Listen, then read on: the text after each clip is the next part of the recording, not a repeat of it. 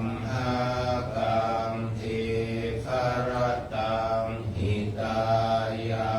สุขายาอะ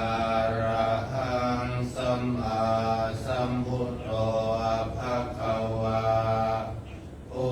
ทธังภะคะวันตังอะภิวา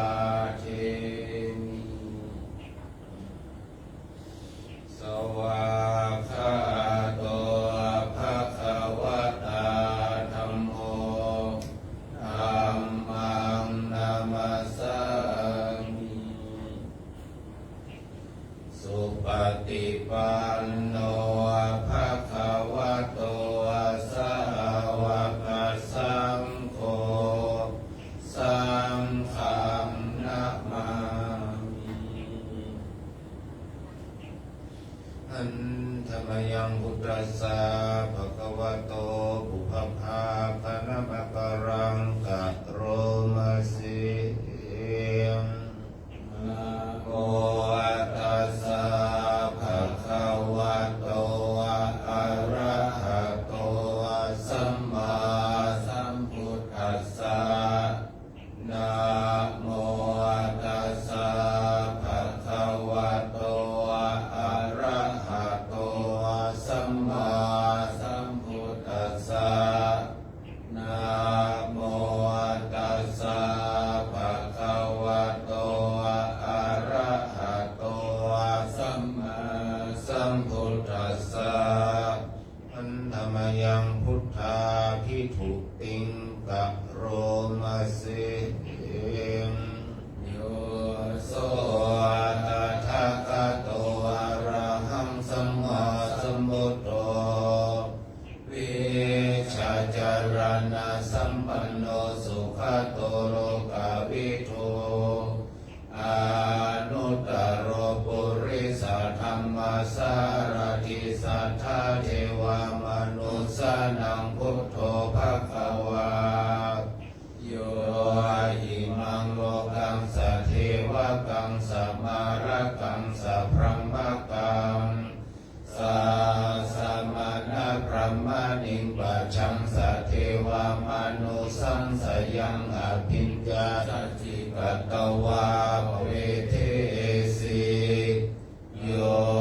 ธัมมังเดเสสิอาทิกัลลายานังมัจเจกัลลายานังปาริโยสนะกัลลายานังสัทธังสัพพยัญชนะเกวาราปาริปุณังวาริสุทธังพระมัจจาริยังวากาเสสิตามหังภะคะวันตังอภิปูชยามิตามหังภะคะวันตังศิลาสานะมามิอันธรรมยังธัมมาภิทุติงกโรมาสิโยโสสวากขาโตภะคะวะตาธัมโมสันทิฏฐิโกอาการิโกหิปัสสิโกโอปัญญิโกปัจจตังเวทิตัพโพวินโยหิตามหังธัมมังอภิปูชยามิตามหังธัมมังศิรสามามิอันธรรมยังสังฆาภิทุติงกโรมาสิยังโยโสสุปฏิปันโนภะคะวะโตสาวกสังโฆโอจุปฏิปันโนภะคะวะโตสาวกสังโฆยายาปฏิปันโนภะคะวะโตสาวกสังโฆสามีจิปฏิปันโนภะคะวะโตสาวกสังโฆยา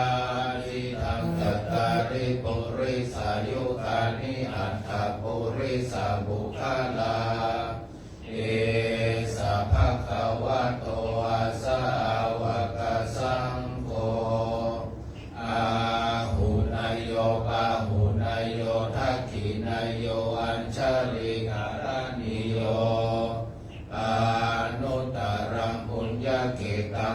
กัสสะธัมมังสังฆังอภิปูชยา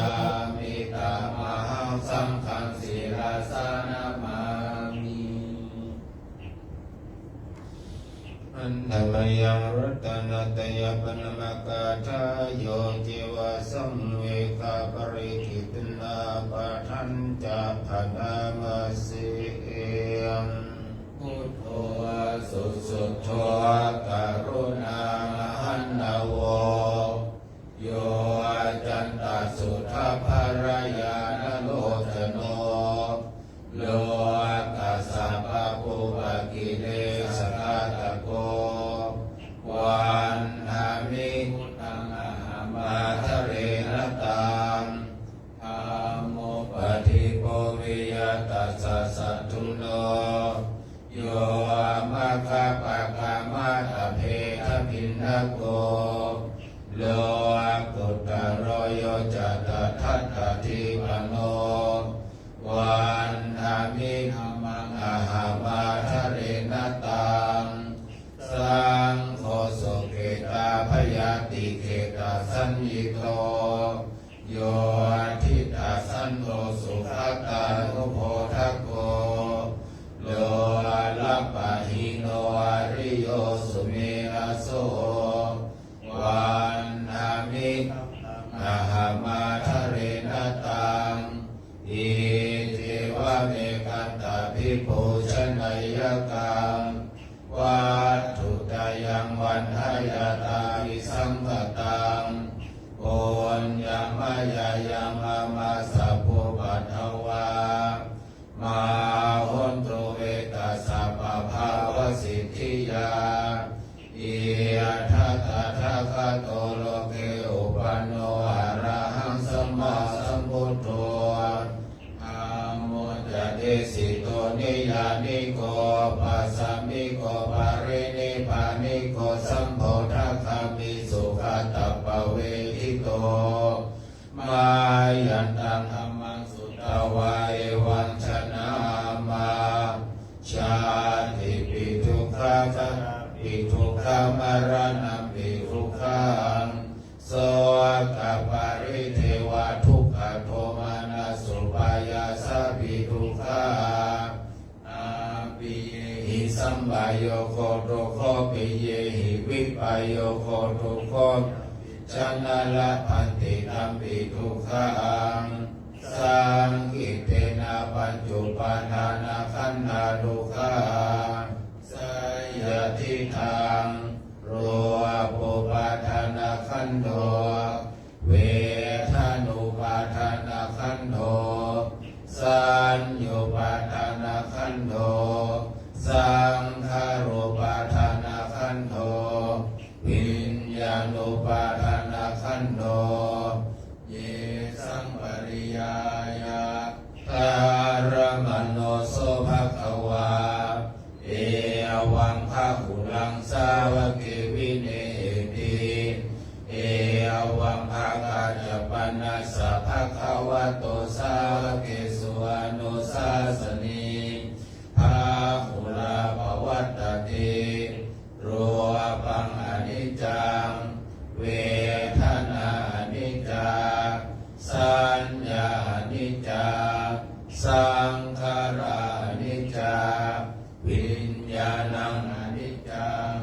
รูปังอนัตตาเวทนาอนัตตาสัญญาอนัตตาสังขารานัตตาวิญญาณังอนัตตาสัพเพสังขาราอนิจจาสัพเพธัมมาอนัตตาติเปมะยังโอตินามหาชาติยาชรามรณเนนะโสเกหิปาริเทเวหิทุเกหิโทมานะเสอุปายาเสโตโคตินันโดขปาริตาอาเปวานามิมาสเกวารัสสะทุกขขันธัสสะอันตกิริยาเยธาติเจระปะรินิพุตตัง ปิตังภะคะวันตังอุทิสะอะระหันตังสัมมาสัมพุทธังสัทธาคารสัมมานาคาริยังปภาชิตาตาสมิภะคะวติพระมจาริยัญจารามาอิคุณังสิกขาสัจฉิวาสมาปันนาตังโนพระมจาริยังมิมัสสะเกวารัสสะทุกขขันธัสสะอันตกิริยายาสัมวัตตุติอันธรรมยังตังคณิกาปัจจเวคณาปะทังคณามัสสิเอติสังขโยนิโสทิวารังปฏิเสวามิยาวะเทวาสิตัสสะปฏิฆาตายาอุณนาสะปฏิฆาตายาดังสมัคคสวัตตาปัสสิเลสัมปัสสะนังปฏิฆาตายายาวะเทวาหิริโกภินาปฏิชาตนาตังปาติสังขโยนิโสบิณฑปาตังปฏิเสวามิเนวะทวายนะมัตตายายะมันดนายะนาวิภูสนายายาวะเทวาอิมาสกายาสติติยายาปนายาวิหิงสุปาราติยาพระมัจจริยานุภา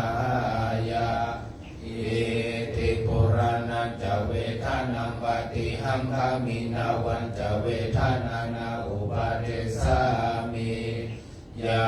ตราจเมภวิสัตติยานาวัจตาจะพาสุวิหารุจาติปาติสังขโยนิโสเสนาสนังวัติเสวามิยาวะเทวาสิตัสสะปฏิฆาตายาอุณนาสะปฏิฆาตายาดังสมัคคสวัตตาปัสสิลิงสัมปัสสะนังปฏิฆาตายายาวะเทวาอุตุปาลิสยาวิโนทานังปฏิสัลลานรามัตถังปาติสังขโยนิโสกิลานาปัจจยาเปสัจจปาริคารัมปฏิเสวามิยาวะเทวาอุปันนานังวยาภาธิกานังเวทานานังปฏิฆาตายาอาภยาปัจจาปราปัฏฐายาติอันธรรมยังปฏิทานาคาทายโยพนามาสิเองยาเทวตาสันติวิหารวาสินีตัวเปคาเรโพธิคาเรตาอิงไนตาธรรมทานินาภวันตุปูชิตาโสทิงการุณเตทาวิหารมันทะเลเอราจมัจจานาวกาจพิขโวสาลามิกาธานาปฏิอุปาสกาขามาจเทสานิคามาจอิสระสาปานาพุทธาสุขิตาภวันตุเตชาลาภูชายปิจานาสัมภวาสังเสทาชาตาหัทโวปปาติกานิยายานิกังนัมมาวารังปฏิจเตสาเพปิทุกขาสาการุณตุสังขยังทาตุติรังสัตตังธัมโมอะธัมมัทธาราชปุคาลาสังโฆโหตุสัมมาโควะอัฏฐายาจาหิทายาจาอาเมระคาตุสัทธัมโมอะสัพเพปิธัมมจาริโนโอวัติสัมภาวุนายามาอามิอริยปเวทิเตปัสสนาหุนตุสัพเพปิยปานิโนนัสสะสเนสัมมาทารังปเวชันโตอากาเลเทโวภวัสสตุโออันทิภวายสัตตานังสมิทธังเอสุเมหนิมมาตาปิตาจาราชังนิจังรักขันติพุทธกังเอวังธรรมเมราชาโนปัจฉังรักขันตุสัพพทา ธรรมยังสิโลเทสะปะทังปนามาสิงจิตามิทังเตนะภะคะวะตาชนะตาปัสสะตาอะระหะตาสัมมาสัมพุทเทนะสัมปันนาสิลาภิกขเววิหารถาสัมปันนาติโมกขาปาติโมกขาสังวรสังมุตตวิหารถาจาระโคจารสัมปันนาอนุมาเตสุวัจเจสุภายาทัสสวิสัมมาทายาสิกขาทัสสิกขาภิกษุติตาสัมมาติอเมหิสิกิตาพังสัมปันนาสิลาวิหาริสัมมาสัมปันนาปฏิโมกขาปาติโมกขาสังวรสังมุตตวิหาริสัมมาอาจาระโคจารสัมปันนาอนุมาเตสุวัจเจสุภายาทัสสวิสัมมาทายาสิกิสัมมาสิกขาปฏิโสติเอวันหิโนสิกิกาปังธรรมยังทายนาสุตตาคาทายโยปนามาสิเองชินทัสโสตังปะระกัมมากามิปนุทัตพรหมนานาปะหายามุนิกาเมนิกัตตโมปปัจจติกายิราเจกายิราเทนังทันหาเมนังปะระกะเม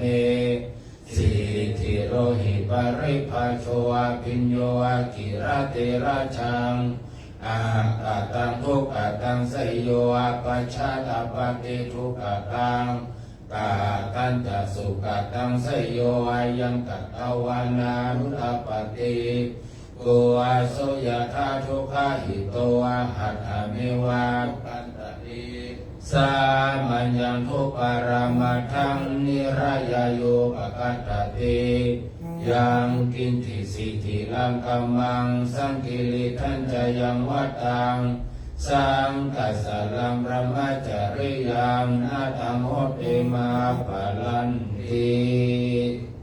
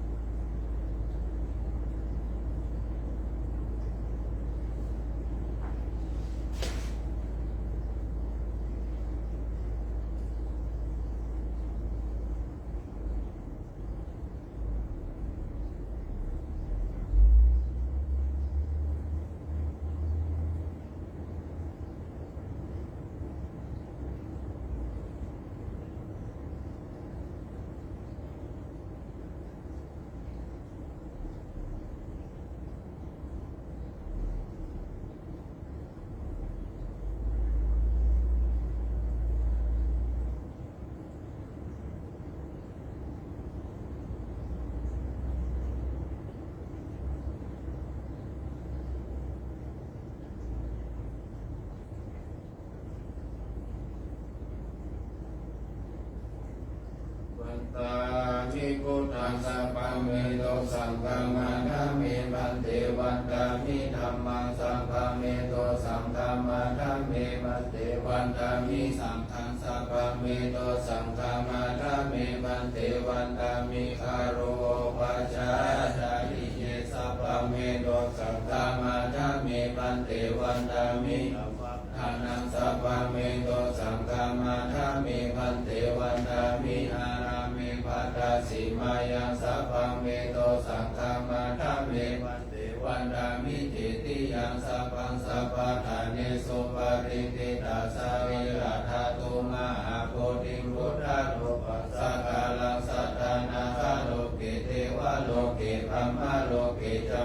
ทิเปลังกาทิเปสาริราธาตุโยสาธาตุโยอะระหันตาธาตุโยติติยังกันทะโกติจตุราสิติสาสิธัมมะตันเตสัพเพสัมปาราติติยังอะหังวันตามิสัพพโสวันตามิหันเตสัพพังอปารานังกัมมาทะเมมันเตมยะกัตตังปุญญังสามินานุโมทิตาพังสามินากัตตังปุญญังไมหังกัตตาพังสาธุสาธุอนุโมทามิ